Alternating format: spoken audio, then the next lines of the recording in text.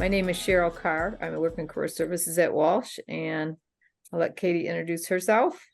I'm Katie Molesky. I'm the Director of Career Services here at Walsh College. So we're happy to have you all, and especially happy to have our guest speaker, Bob Gayhart, and he's going to give you lots of great information on the exam and how you can best prepare for Meet the Firm. So we're looking forward to hearing what he has to say. All right, so ready to rock and roll? All right. We just did this. Let's make sure I'm doing it right. You see my screen? Yes. We do. Fantastic. All right, we're ready to roll. Appreciate everybody for hopping on. I am pretty informal. If you guys got a question at any point, by all means, let me know.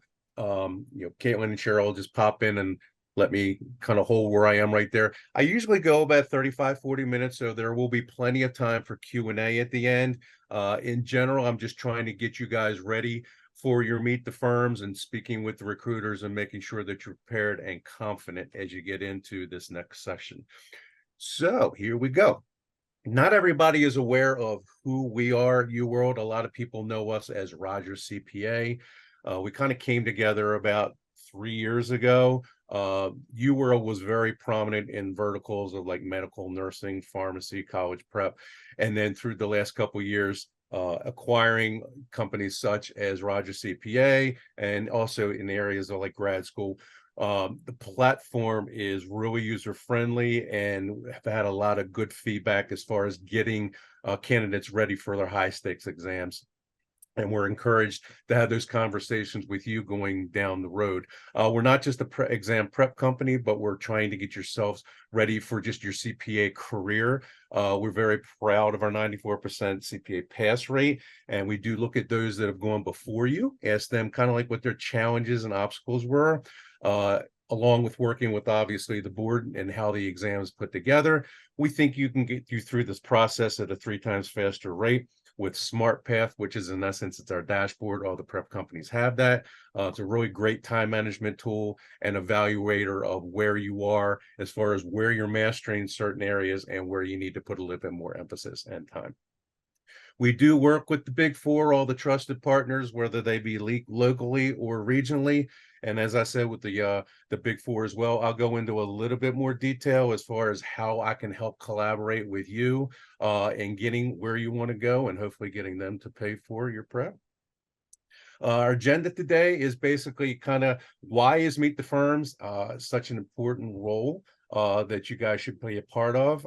Some tried and true Meet the Firm tips, how to prepare for meeting the firms, what to expect the actual day of the event, and then some follow-up tips as well. What to Meet the Firms? It's probably the most resourceful event that you could attend, getting ready to be hired by a firm outside of your normal reaching out for a specific job that you may see, whether it be on Indeed, LinkedIn, or in the career services area.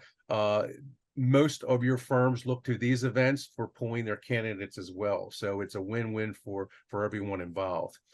Who attends the firms? Basically anybody that's looking for accountants, CPAs, public accounting firms, private industries, government agencies. They are all benefiting from these events. When should I attend?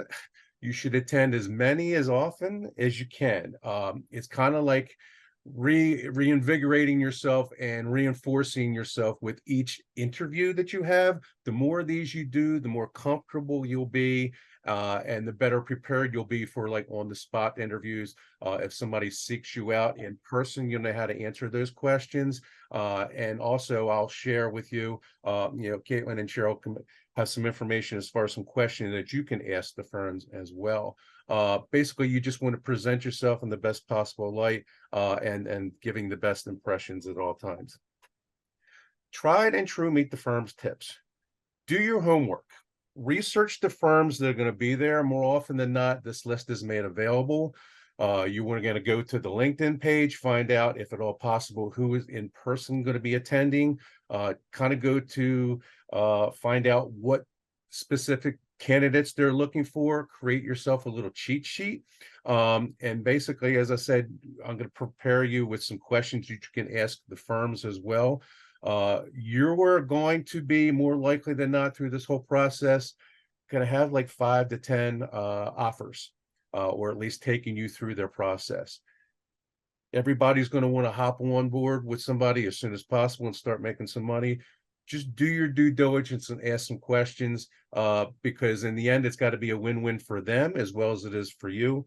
Don't take the very first one, kind of get as much information as you can on each job and then kind of sway as far as your positive and negatives. And as I said, LinkedIn is a really valuable tool to get a lot of information, not just on the position they're looking for and the company itself, but the person who's actually going to be doing the interview with you. Update your resume, work with career services, make sure that you're laser focused on the job you're looking for. Everybody's going to want to have kind of a boilerplate template resume that you're going to hand out at Meet the Firms, but there are also opportunities where there are job specific instances where you can put some verbiage from their job description into the actual resume. Having done this before from a recruiter standpoint, there used to be, and I'm sure there are right now, a lot of software programs where the very first stage of going through this process is not done through human eyes, but it's done through software. And if you don't have a certain percentage of the verbiage of the job description within your resume, you get kicked out and you don't even really get a chance to have a conversation with a person about the job. So you really want to make sure outside of that one that you're handing out at the Meet the Firms, but if there's one that you're really looking for, get as much of that verbiage into your resume as well. And obviously work with your career services there at Walsh. Utilize the resources. You're doing exactly what you need to do. Take advantage of the opportunities that are there, not just while you're a student there, but also as an alumni. You know, this is your university. Take advantage of the services that are there. And whenever you do submit a resume, do it in PDF format, not in Word, for a couple reasons. One, it can't be altered. Also, a lot of times it just doesn't move over the way and format properly if you don't do it in PDF format. Leverage LinkedIn. Again, it's a really valuable tool. Create yourself a profile. I'm sure you guys have heard all the stories before. Make sure that your social media is clean. There's nothing there that you wouldn't want anybody to not see. Make sure it's all up to date. Put as much information as you can. More information, the better, especially if you're starting this process of going through getting your CPA. Even if you state that you're going through the registration process, you've registered for one particular session. It just shows that you're engaged and you know the steps and you know the process. And again, optimize your profile. And now more than ever, LinkedIn is really, it's kind of like the networking platform that everybody uses going forward. Work on an elevator pitch. What is an elevator pitch? In essence, it's kind of a 2-3 sentence up to a paragraph. Basically, who you are, where you're looking to go, what you're looking to do, and some of your attributes. Work on it. Create one, practice and record it. Not everybody likes to hear themselves recorded, but if you do it once or twice, you can kind of find out those little things, and I'll speak to that real briefly. Hand gestures, looking away from the camera, little things like that, putting in sentences or words to kind of hold it, like, okay, things along those lines. Really work on your presentation skills. Dress to impress, not only in person, but also if you have an opportunity to do any of these virtually, which some of you may have done over the last 2 years because of COVID. You have more of those than you did in person, probably. Obviously, dress professionally. I don't want to say be boring, but boring is better than having a lot of different cross patterns and things along those lines. Just look professional and just present yourself in the best possible way. How to prep for the virtual meetings. As I said, you will probably have more of these in person, but prepare yourself because there are some companies that like to do virtual ones as well. Register for the event in advance. Some of this process may seem redundant. I can't tell you how many times even I have filled out a job application and it's just like, well, everything that I need to put in there is going to be in my resume, and I'm going to think that it's going to filter down that way.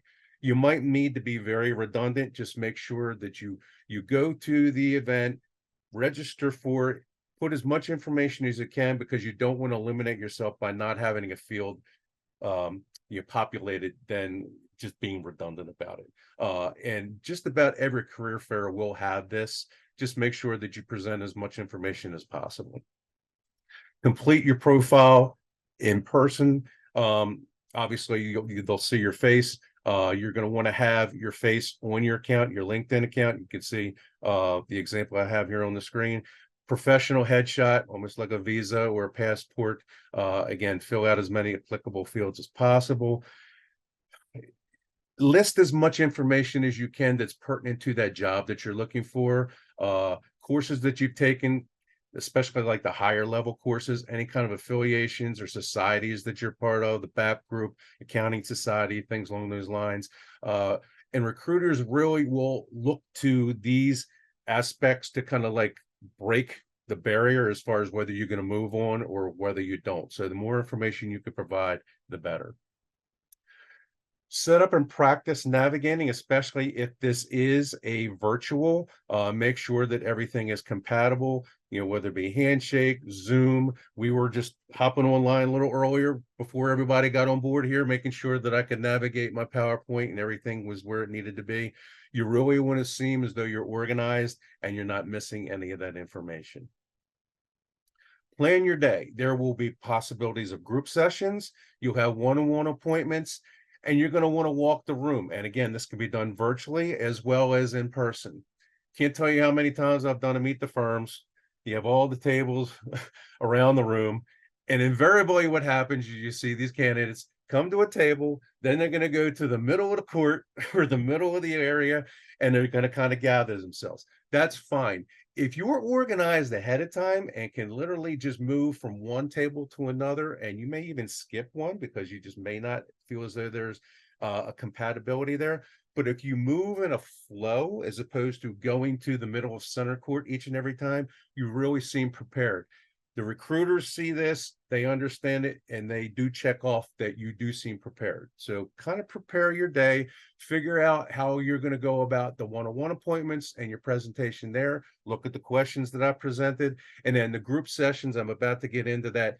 Make sure that you're known that you're there, you're taking good notes, and I'll also get into make sure before you respond, especially if this is done virtually, your spelling and everything is proper, as opposed to just being the first one to respond.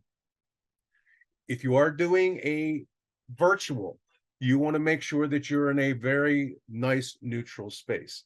Right now, I'm very thankful that my dogs are not jumping all over me. A lot of times I'll put them outside, or I'll put like a blank screen behind me so you can't see them. Obviously, you want to make sure that you're in a nice quiet space to do this. Your background looks nice. It looks tidy. You're not in your washroom or workout room or things along those lines. Just create a really nice area and be able to communicate with your household that, hey, for this hour or whatever that time frame is, I don't exist and you cannot come in here. You need to have that collaboration. What to expect the day of the actual event. If you learn nothing more from me today, in addition to being prepared, is you are interviewing the firms as much as they are interviewing you. Unless this is a win-win, it's a non-win for everybody. They're going to be interviewing you, and you need to find out whether or not this is going to be beneficial to you as well, because they're going to be investing time and resources to get you up to speed, possibly preparing you to prep for your exam. If this is not something which is a good fit for each one of you, it's better to break it off or not even start it.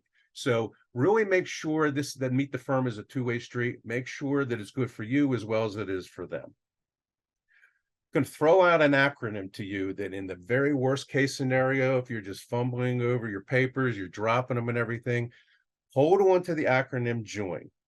At the very least, if you can hold on to this, you'll get through the interview and hopefully get to the next step. J is the job itself. Ask about the role. Ask questions about what happens day in, day out. Can you take me through an everyday process of what the job is about? Talk about the organization itself, the company culture. The interviewer, find out what's going on with them, develop an emotional connection with them, try to establish a relationship with them. And then next steps, which, oh, by the way, you bring the J, the O, and the I into the next steps, incorporating those conversations that you had, that will let them know that you were engaged. Oh, by the way, they remember that I like boating, or I like to play golf, and you incorporate that into the conversation. So at the very least, hold on to that acronym, and it can take you through the next steps if you are not fully prepared to ask those questions at the time. If you are on a video, again, this shouldn't be anything new, but you have video meeting etiquette. Obviously, show up earlier on time.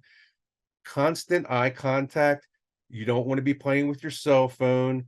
You want to have some questions set aside already. By the way, look at that cheat sheet that we're providing you. Actively listen, kind of figure out some of the topics that they're going to talk about, and you want to obviously not get involved in certain aspects like politics, compensation, things along those lines. Especially like the compensation, that's later on down the road. If you bring that up from the get-go, it's almost kind of like a hands up. It's like, okay, let's forget about that. Minimize hand gestures like I just did. Kind of put your hands underneath the table. If you're going to play with your hands, then play with them under the table where nobody can see it. And obviously, get your recruiter's information. Hopefully, you'll be able to obtain this prior to the event. If not, at least make sure that you knew who you talked to and you can follow up with them afterwards. Type in full sentences, as I started to talk about this before, especially if this is a virtual. Don't necessarily be the first one to answer if they're asking a question, because when you do that, more often than not, you've mistyped. You start answering like you're answering a text. Don't do the little emojis and things like that. You really want to type complete words, complete sentences. Be respectful. Make sure, again, before you actually hit that send button, that it looks right. And if you need to step away, maybe you need the restroom, or you did have, unfortunately, your dog or cat came into the room, take yourself off screen. You don't want to be a distraction as it's happening. Okay. There's nothing wrong with taking your camera off for a brief moment and then coming back on. Things happen, especially in this last couple of years. People are doing that in meetings all the time. So that's not a big a deal as you might think it would be. This goes without saying. Show up early and make sure you're in the right meeting. Make a good lasting first impression. And just remember all the tips that we're talking about. If you guys are calm, cool, and collected, you're going to be confident.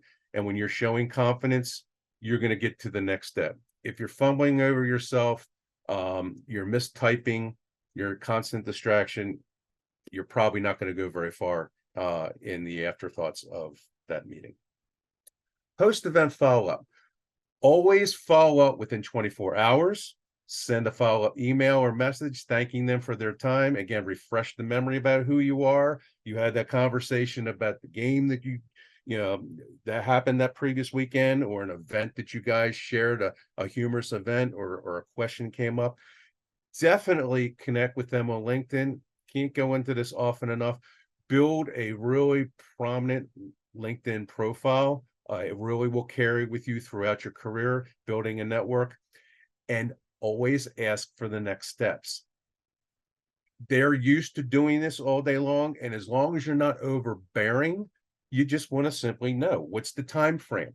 Should I wait for you? Are you waiting for me? Are there any things that I can do to get this to the next step?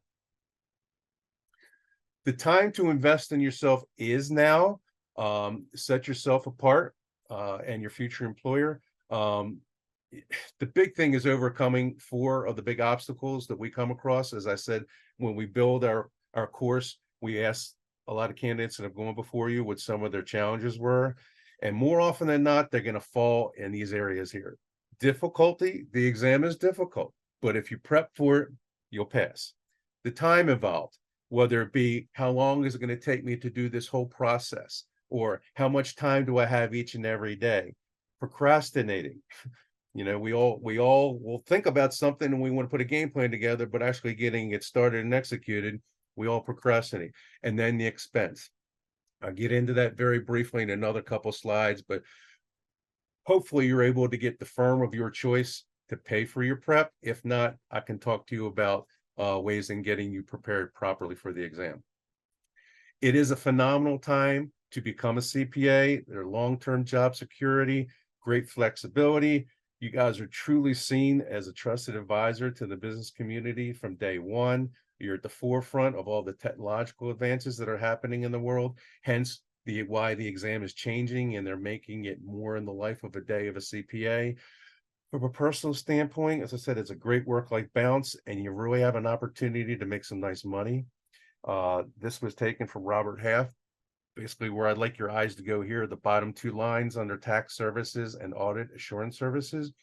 This is when you come into a firm. More often than not, you do not have your CPA, you're studying, you're coming in through your internship, and you're making some nice money. But as you see some of the salaries in the next levels, the senior, the manager, the senior manager, director levels, these are CPA level positions where you have to have that CPA. You can really see how you accelerate your income. You can actually make about $1 million more over the course of your career, having a CPA, climbing that corporate ladder, and then getting into those type of positions and making yourself more marketable. Real briefly, I'm going to talk about the requirements. Every state is different, but you need to have a bachelor's degree from an accredited college or university. You there at Walsh are in good hands. More and more states are going to where you're able to sit for the exam at 120, but you still need those 30 additional credits in the higher level accounting courses, like a MAC program, to actually be certified. And then you need 1 to 2 years of work experience working under licensed CPA. It is never too early to start doing an internship. It all accumulates, whether it be over a short winter break or a longer summer break. You're also going to have time from the time they say that they're going to take you on board until the time you start. Sometimes it's 3, 6, 9 months. They probably don't want you to travel the world. They probably want you to start prepping for your exam. So they're going to provide that information to you, and I can have a offline conversation as far as how to approach that. I also want you to take note of at the bottom, I have check NASBA, or your state board of accountancy, for state specific exam licensure requirements. The requirements, as well as how much the fees are, all that can be done at NASBA. For the most part, half the states in the country are NASBA states, meaning that your whole registration process goes through them.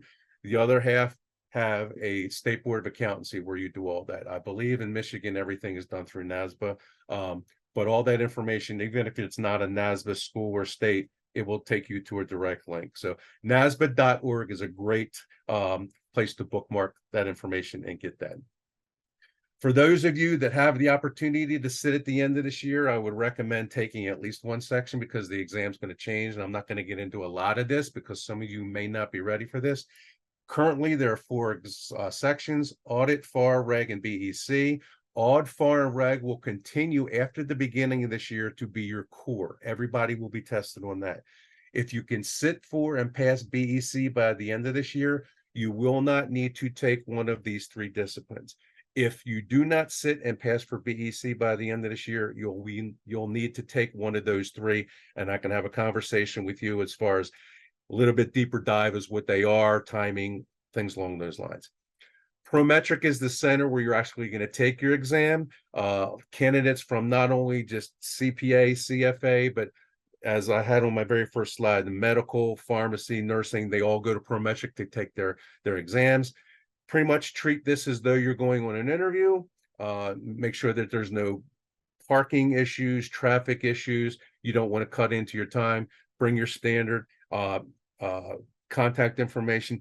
If by chance you are planning on changing your name by hyphenating it, getting married or whatever, just make sure you bring that documentation with you. Otherwise, it could delay the process. This is in essence what the exam looks like. The left side is where you store your personal belongings. The right side is where you actually take your actual test. You'll have 4 hours to take the exam. During the 4 hours, they're going to be kind enough to give you 1 15-minute break. However, you can take as many breaks as you want. Just understand, outside of that 1 15-minute break, that time will continue to run. So if you need to use the restroom or what have you, feel free to do that. Just understand you'll be cutting into your time. The exam is basically all the information we get from the board. All the prep companies put their courses together.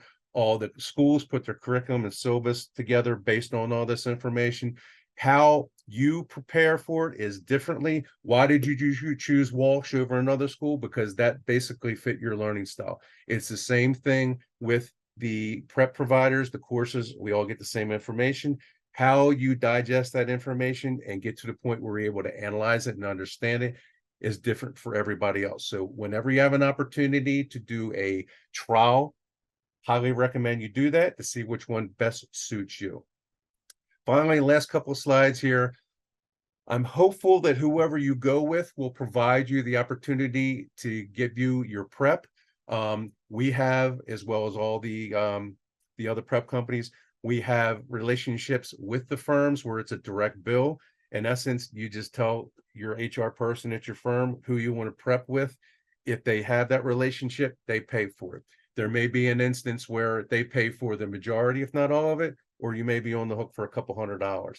If they don't, but you want to go with somebody that they don't offer, you can get reimbursed for that. And I can have that conversation with you offline.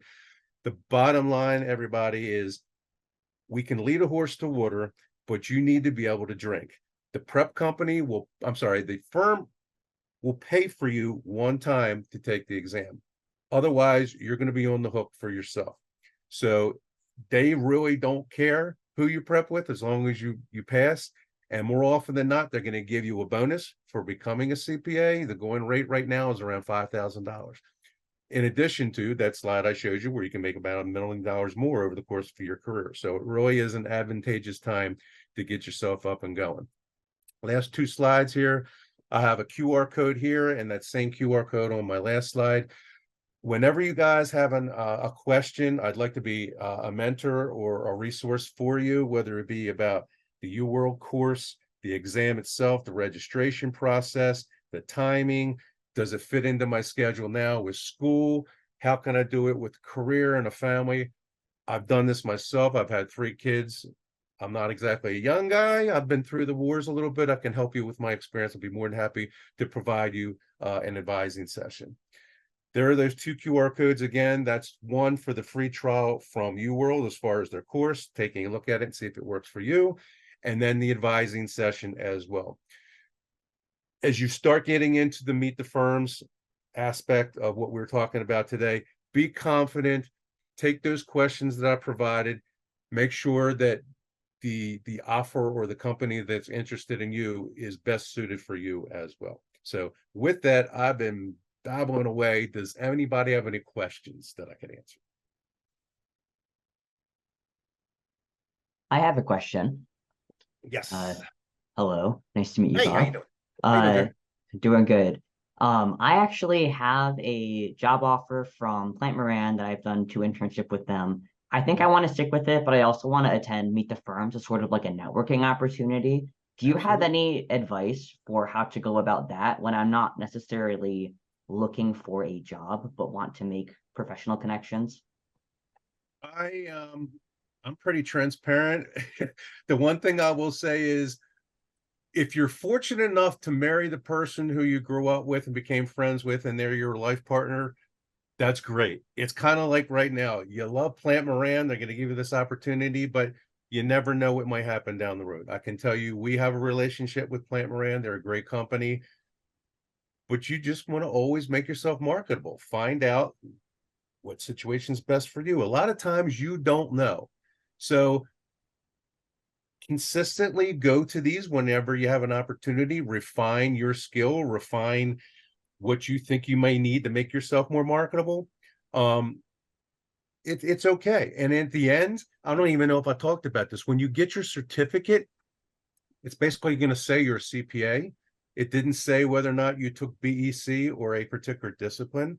It's not going to tell you what your score is. You get a 75 or better, it's as good as the person that didn't get anything wrong.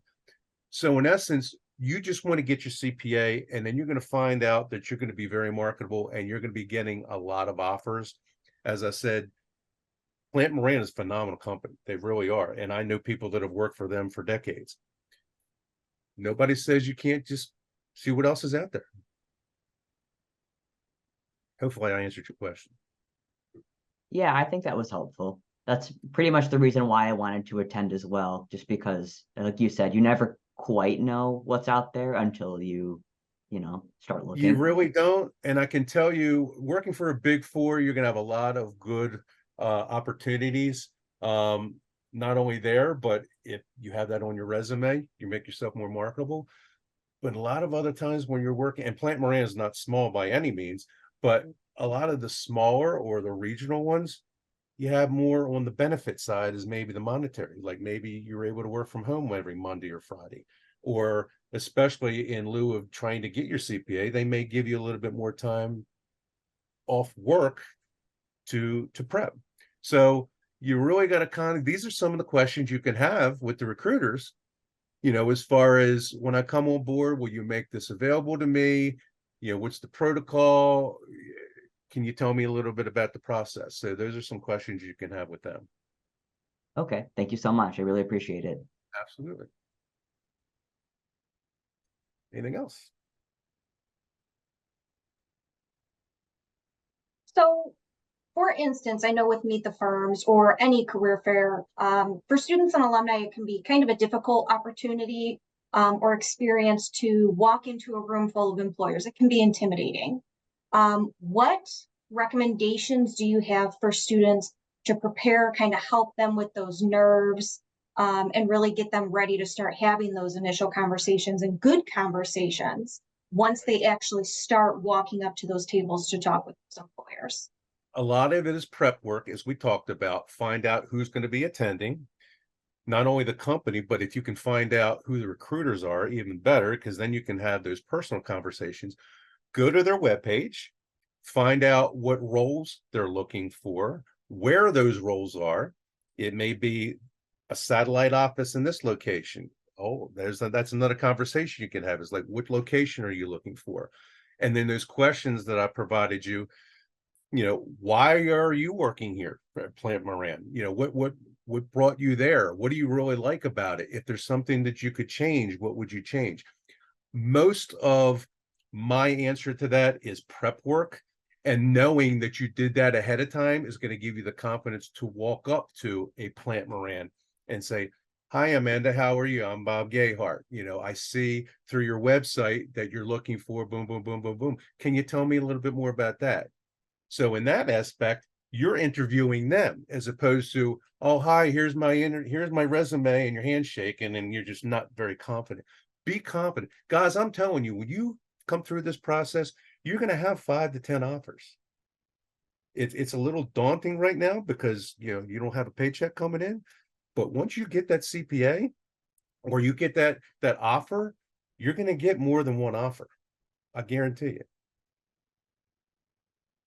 Perfect. And then just to follow up on that, just so that way everybody is aware, when you did register initially to sign up for Meet the Firms, we do have the list of participating employers on that page. So that prep work, you can go to that page, that registration page, and click the plus button, which will give you the drop down of all those employers that'll be there. You can go to their websites, you can go to their LinkedIns, and then you can start doing that initial research to have a better, more educated conversation with them.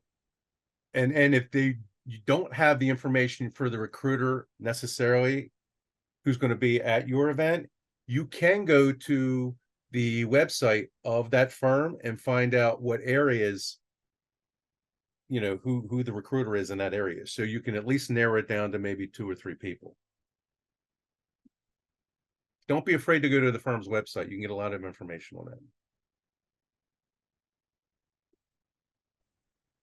I just want to mention too, is if you haven't seen Career Services, we do one-on-one appointments, help you with your resume, help you prep for an event such as this, help you with an interview. Say you land an interview with one of the firms, we do mock interviews. So your LinkedIn profile, all that we can help, you as a student with, or as an alumni. So take advantage of that, contact our office if you'd like to make an appointment. So I do want to mention that. Bob, will you have your PowerPoint available for the students as well? I can send it to you in a PDF. My Okay. firewall kind of blocks it, so I can by all means I can send that to you in a PDF, and you can send it out. Yeah, that would be great. Yep. there any other questions from you as students that you have for Bob?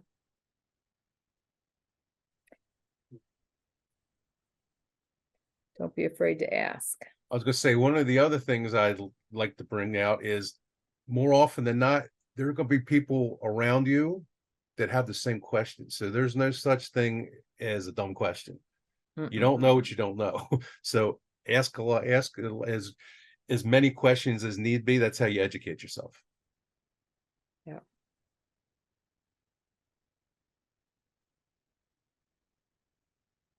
And as a student, attend the career fair, not only meet the firms, we want to encourage you to do attend our career fair event October 25th too, because you'll have an opportunity to connect with companies as well as some of the firms that will be there. And as Katie mentioned, all those employers are on the website under Meet the Firms and the career fair.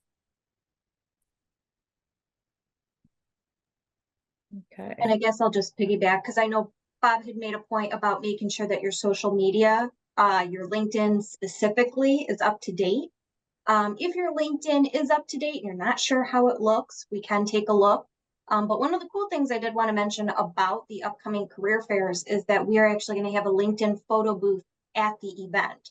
So if your headshot is not done, when you get there, stop by, do the photo booth first, get your headshot, quickly put it on your LinkedIn page. So that way, when you go walk up to these tables and you walk away and the employer starts looking you up, all of your information, including your photo, looks like you, it's professional, and it's ready to go. So we will have that. There is no charge, but we will have that available for you, just to kind of piggyback on that preparation for leading up to this event. Katie, will that be at Meet the Firms or just at the career fair? That will be at both. Great, thank you. Absolutely. Take advantage of it because they charge out there to get you a picture taken. And I've seen a lot of not so good selfies on LinkedIn. Yeah, and typically I've done some research of my own, and they could be anywhere between 100 on the cheaper side to about $400 to get a headshot done or more. So that's why I say, please stop by, even if it's to get that done. And you say, okay, now I'm starting to warm up, talk with the career services team while you're there. And we can kind of do a quick double check of your resume. We can kind of help warm you up, get you used to talking, ask you how you're doing, get those nerves out, and then send you in. And we're always happy to kind of show you around the room, give you some information about this is what's going on, especially if you're a first time Meet the Firms goer and you're not sure really how to get started. I know it can be nerve wracking, but it is kind of one of those things that it's to your benefit that you go. And the more you do it, the better you'll get. Just like public speaking, practice makes perfect. So. Okay, any other questions that we have? And this is also for like internships, meeting them to maybe, get an internship, just now graduating with the bachelor's in accounting. So is this like, I didn't get an internship while in taking the classes. So is this also this event where you can meet with them to, for internships as well? Absolutely. This is for internships, full-time positions Okay, for students as well as alumni. thank you.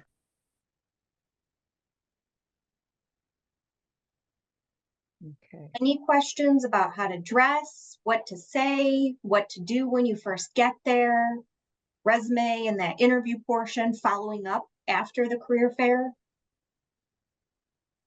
Yeah. I do have a question, sorry, No, go ahead. about going off of that, like what to do when you first get there. Because this is my first semester and I am just like starting everything and I'm doing the online program.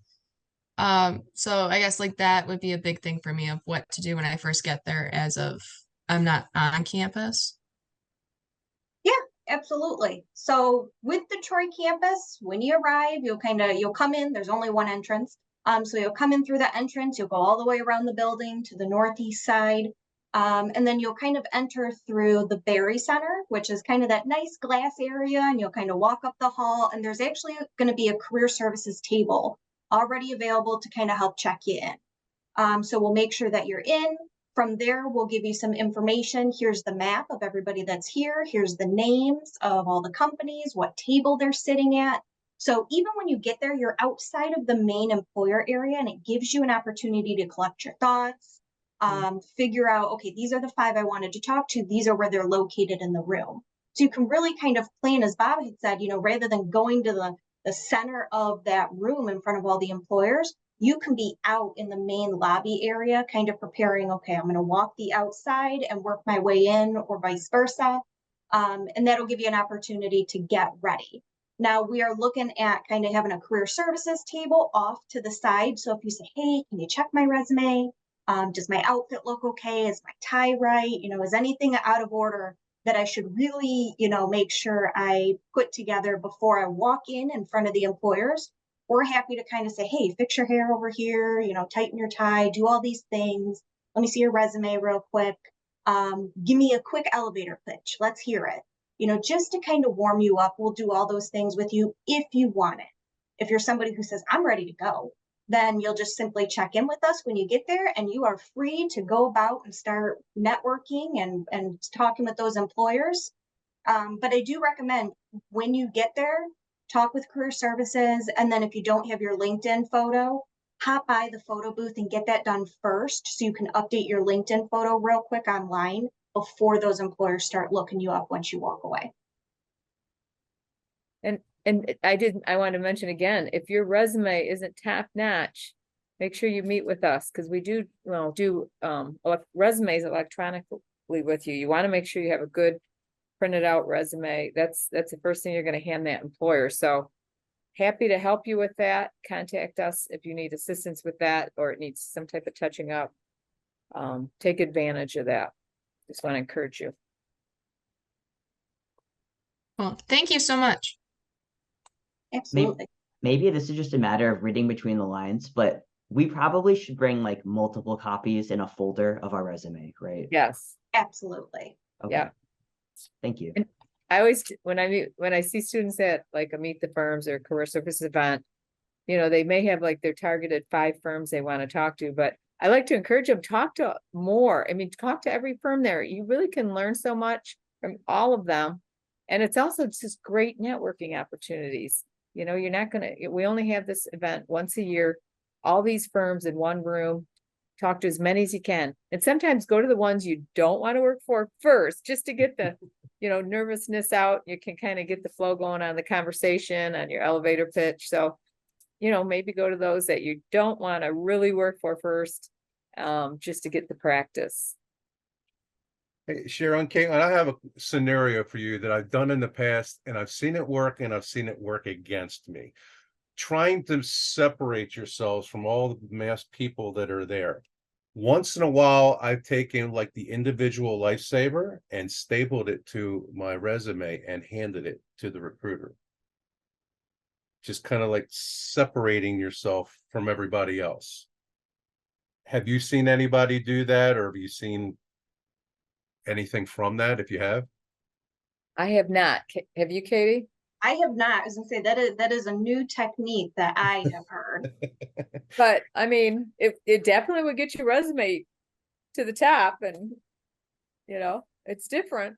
Especially being a lifesaver, Yeah. No, that's certainly an interesting one. I know a lot of the time too, it's, the ones that stand out, you can tell because they're the ones that prepared. They're the ones that are really well spoken. They're confident. They, even down to their dress, everything is sharp. Everything is, pressed, ready to go. Their ties are tight. Hair is nicely groomed. They walk up and they shake hands. It's not one of these. It's an actual firm handshake. Hi, my name is. And you kind of go into your elevator pitch, and really just somebody who is very polished, very pressed, ready to go, and gives such a great appearance to those employers. That's going to make you stand out. And then just kind of, as Bob said, any other additional items that when you hand off your resume, what made them remember you? Was it that star that they said we had a great conversation? Is it that lifesaver you attached to the resume? What is it that made you, in a sea full of students and alumni who might have the same credentials, what made you better? What made you different? What made you memorable? And also, we're kind of coming back to a new norm. Mm-hmm. Be cognizant of the fact that if you extend your hand, somebody may not want to shake your hand. So Absolutely. you got to kind of read that as well. Yeah. Yeah. I would doubt that's the case in an event like this, but just be cognizant. Can still happen. Yeah. Yeah. There's a lot of alumni that attend the Meet the Firms that are now working at a firm. You know, they're great to have conversations with, talk about their experience.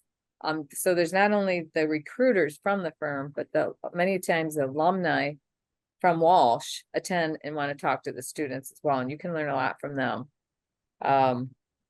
Follow-up too is important. If you can get their cards or contact information, is make sure you follow up with them if you could in an email, just a short paragraph saying how much you enjoyed meeting with them, and you know, would like the opportunity hopefully to interview.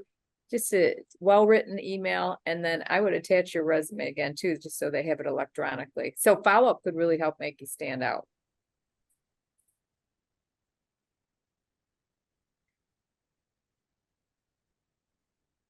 Anything else?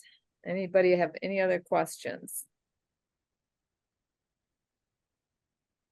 And they want to get to know you. I mean, they want to have a conversation because they want to see, you know, is it a right fit for you?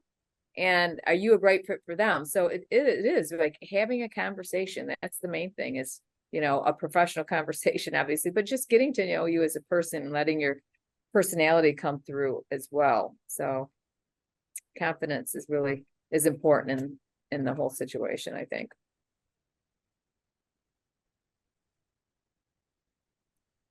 Okay, any other questions? Okay.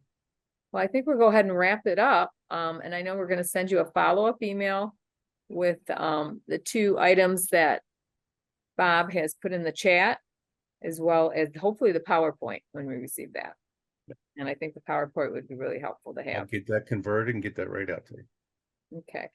Perfect. And we will send a recording of this as well, so that way you can kind of go back, revisit some of that information, and really kind of help lead into the Meet the Firm. So that way you can say, well, I remember he talked about this, but I don't remember what exactly he said. You'll have all of that information available to go back and review. Yeah. And don't forget, we're available to meet with you through Zoom or in person. So, okay. All right, well, we're going to go ahead and end the Lunch and Learn right now. So we hope to see you at Meet the Firms. And thank you, Bob, for Thanks for presenting having me, some- everybody. This is great material that you shared with us today. You got it. Have a good rest of your week. Same to you. Thanks, you too. Thank you. Thank you.